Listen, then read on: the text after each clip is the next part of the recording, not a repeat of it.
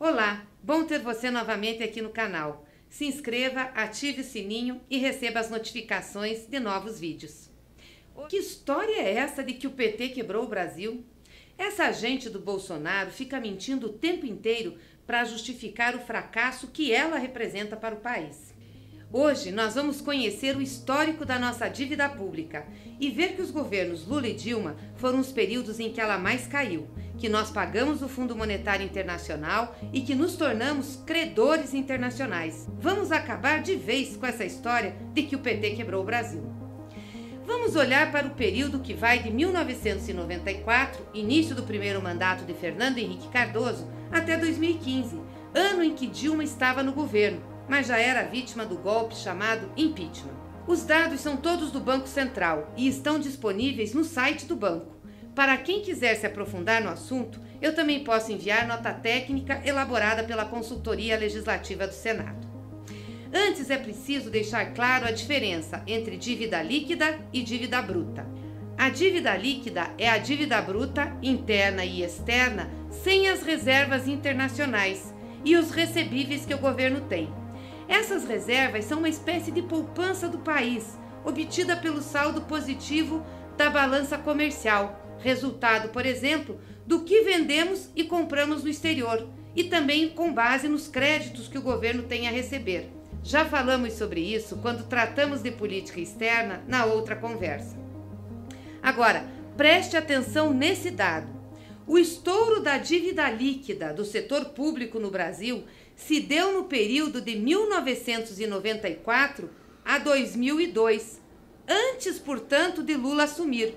Nesse período, a dívida passou de 28% do PIB, nosso Produto Interno Bruto, para quase 60% do PIB. Isso foi o governo do FHC, do PSDB, que hoje apoia o Bolsonaro.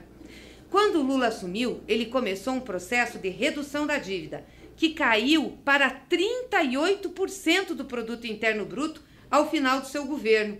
E Dilma continuou a queda. O Brasil tinha uma dívida de 32,5% do PIB em 2014. Como então dizer que o PT quebrou o Brasil se a dívida caiu? Até rimou, viu? Contra números não tem argumentos. Lembre, Fernando Henrique entregou uma dívida para o Lula de quase 60%. Entre 2003 e 2013, os governos Lula e Dilma fizeram superávites primários. O que quer dizer isso? Gastaram menos do que arrecadaram, todos os anos. Apenas em 2014 e 2015, com a crise internacional, é que houve um déficit. E ele não foi ocasionado por descontrole da despesa, não, como se costuma falsamente alegar. Ele foi fruto, principalmente, da redução das receitas, que entre 2015 e 2016 foi de 7,2%, ou seja, responsabilidade da crise. O país parou de arrecadar. No entanto, Temer e seus aliados inventaram que Dilma havia quebrado o país para justificar o golpe e tirá-la do governo.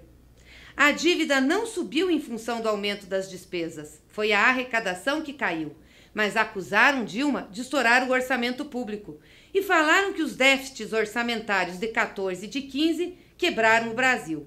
Ora, tenham paciência. A mentira foi usada, inclusive, para propor a PEC do teto dos gastos, diminuindo as despesas em todas as áreas do governo, inclusive saúde e educação. E sabe por quanto tempo? Por 20 anos. E nós já estamos quebrando o Brasil, essa redução. Agora, se tem uma despesa que subiu, foi a dos juros pagos para os credores da dívida interna. Esses sim estouraram. Em 2015, os pagamentos de juros cresceram 36% em relação a 14%. O mercado financeiro funciona como um verdadeiro agiota e cobra taxas exorbitantes para financiar a nossa dívida interna. No orçamento de 2019, por exemplo, são 379 bilhões de reais só de juros, o que equivale a mais de 10 orçamentos anuais do Bolsa Família. Em 2018, depois de todos os cortes de Temer no orçamento, o Brasil era o 6º país do mundo com a maior taxa de juros real entre o grupo de 40 países. Mas nisso ninguém mexeu e Bolsonaro também não mexerá. ele tem compromisso com os bancos e com o sistema financeiro, que o ajudou a eleger. Mas o Congresso Nacional, que em tese representa o povo brasileiro, deveria ir para cima do mercado para baixar os juros ao consumidor final. Hoje, no cartão de crédito, a gente paga até mais de 300%. Nós temos muitos projetos nesse sentido. Bastava aprovar um. Mas não.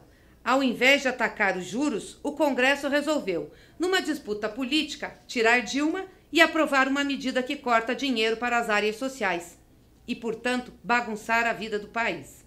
Quanto à PEC dos gastos, a população tem que saber a verdade. No orçamento de 2019, primeiro ano do mandato de Bolsonaro, a saúde já perde bilhões. É isso mesmo.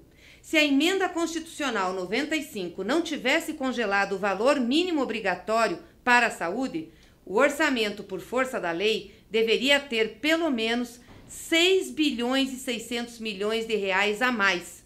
Valores que ajudariam na compra de medicamentos e vacinas, contratação de médicos e assim por diante.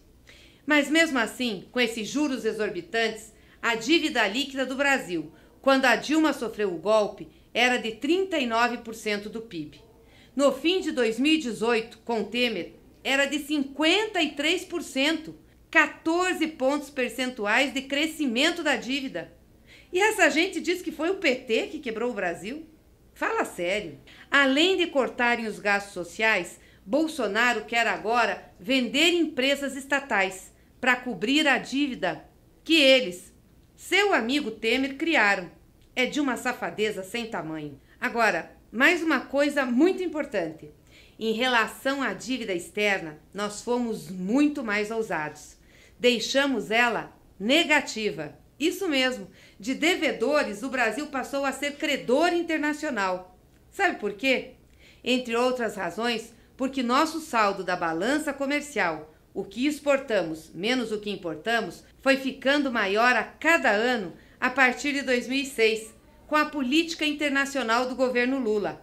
Lembra? Nós já falamos sobre isso aqui no canal. Nós abrimos mercados, vendemos nossos produtos para muito mais países. A dívida externa com Fernando Henrique cresceu e ele teve que por 3 vezes pedir ajuda ao FMI. Lula reduziu, deixando ela negativa, e não precisou mais passar o chapéu. Além disso, pagamos o Fundo Monetário Internacional. Vocês lembram disso? Foi Lula quem pagou. Nunca mais aqueles homens e mulheres de maletas pretas vieram aqui dar ordens para nós. Então eu pergunto novamente, onde o PT quebrou o Brasil? Quem foi que pagou o FMI? Quem foi que deixou a dívida externa negativa? Quem foi que reduziu a dívida pública interna? Foi Lula, Dilma, foram os governos do PT. Fernando Henrique, do PSDB, Temer, do MDB aliado de Bolsonaro, aumentaram a dívida. E você vai ver que Bolsonaro vai aumentar também. Desafio qualquer um a provar que a dívida pública nos nossos governos, depois que Lula assumiu, aumentou em relação ao governo anterior. A soma das dívidas líquidas, interna e externa do setor público, baixou de 60% em 2002, quando ganhamos as eleições, para 35,6% em 2015, em relação ao nosso produto interno bruto. E nunca esqueçam, quem pagou e livrou o Brasil do FMI foi Luiz Inácio Lula da Silva. Se hoje somos credores internacionais, devemos a ele e aos governos do PT. Essa é a verdade.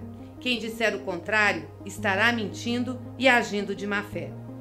Nos vemos no próximo encontro, aqui no canal. Até lá, um grande abraço.